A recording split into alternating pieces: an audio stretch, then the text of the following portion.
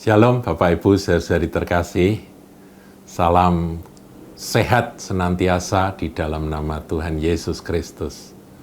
Saya berharap Anda semua tetap dalam perlindungan dan kasih karunia Tuhan. Kita dilindungi dari COVID-19 dan juga dilindungi dari masa resesi, sehingga senantiasa ada berkat-berkat yang dialirkan untuk mencukupkan segala kebutuhan kita semua. Dalam Suara Gembala kali ini, saudaraku, saya akan sampaikan sebuah teguran, saudara.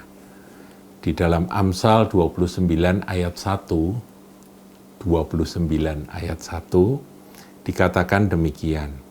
Siapa bersitegang leher, walaupun telah mendapat teguran, akan sekonyong-konyong, saya ulangi, akan sekonyong-konyong, suddenly, tiba-tiba, tanpa peringatan terlebih dahulu, kira-kira begitu ya. Diremukkan tanpa dapat dipulihkan lagi. Saya ulangi, ini ayatnya cukup menarik untuk didalami, saudaraku, karena ini peringatan. Siapa bersitegang leher walaupun telah mendapat teguran, akan sekonyong-konyong diremukkan tanpa dapat dipulihkan lagi. Tuhan itu memakai teguran demi teguran, ya melalui apa saja, saudaraku. Kadang Tuhan bertindak menegur kita dengan peristiwa-peristiwa. Dulu saya pernah sampaikan tentang hajaran Tuhan, di mana Tuhan itu tidak punya waktu untuk mendidik anak tetangga, tapi kalau anaknya sendiri yang ada di dalam rumahnya, dia akan didik dengan teguran-teguran, dengan hajaran. Nah, saudaraku, ketika kita ditegur oleh Tuhan melalui peristiwa misalnya, ada peristiwa yang membuat kita, loh kok sampai terjadi seperti ini? Kita evaluasi, kita berdoa dan bertanya pada Tuhan. Kemudian pasang telinga rohani, rupa-rupanya ada teguran. Mengapa kamu begini? Mengapa kamu berbuat ini? Mengapa hatimu tidak lurus? Dan sebagainya, dan sebagainya. Teguran itu disampaikan. Saudara, orang kalau sudah dapat teguran, jangan ngeyel. Sama Tuhan jangan berbantah-bantah atau bersitegang leher.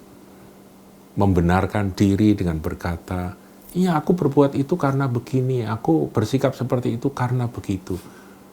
Sudahlah, kalau Tuhan menegur, langsung kita tunduk diri dan kita berkata, iya Tuhan aku salah. Itu lebih baik, saudaraku. Sebab, apa yang terjadi kalau orang bersitegang leher ketika dia sudah mendapat teguran, itu mengerikan, saudara, menakutkan. Betul-betul menakutkan, mengerikan.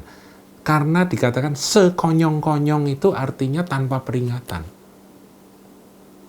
Tanpa sesuatu yang tiba-tiba aja diremukkan, dan yang paling menakutkan tanpa dapat dipulihkan lagi. Jadi sudah betul-betul fatal. Sudah ditegur, bersitegang leher. Mungkin ditegur lagi, bersitegang leher lagi. Berkali-kali ditegur, tetap bersitegang leher. Membenarkan diri, melawan akan teguran itu, menolak teguran, memberontak terhadap teguran itu.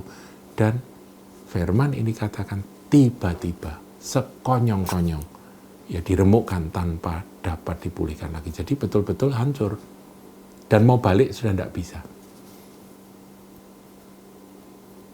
Tuhan memberi teguran kepada kita anak-anaknya melalui berbagai macam cara. Salah satunya dia menegur melalui peristiwa-peristiwa yang tadi sudah saya sebutkan.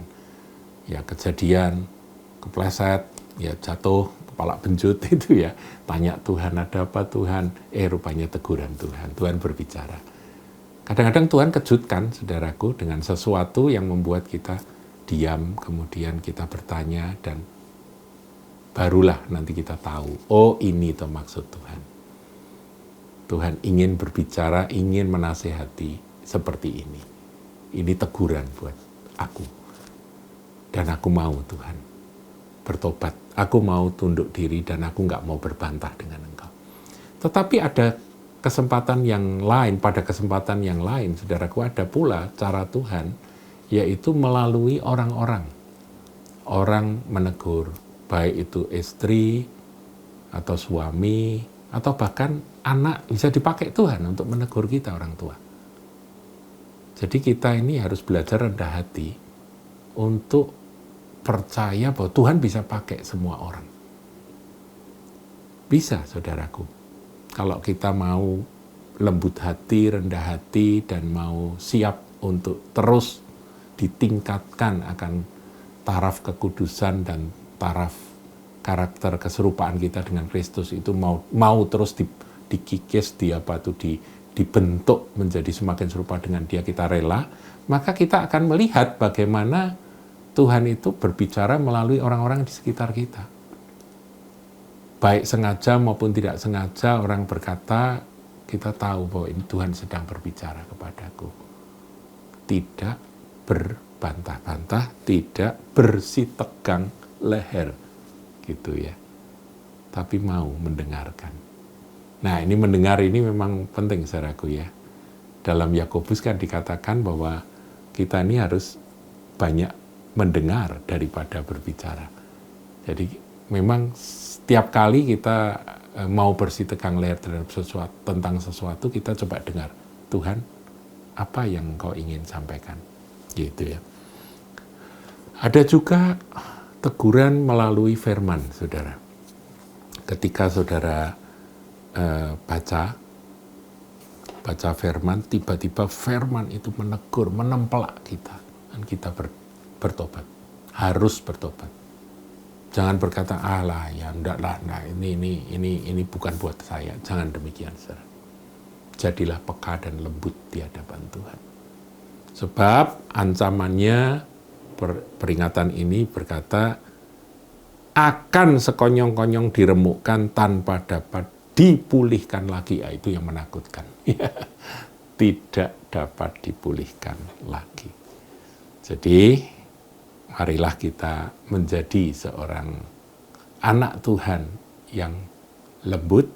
Kalau ada teguran, kita mendengarkan. Ya, tidak semua teguran itu benar, saudara. Kadang-kala itu hanya kritik ya. Kritik yang tidak mesti kita terima. Tetapi ada kalanya itu teguran dari Tuhan. Jadi kita perlu mendengarkan.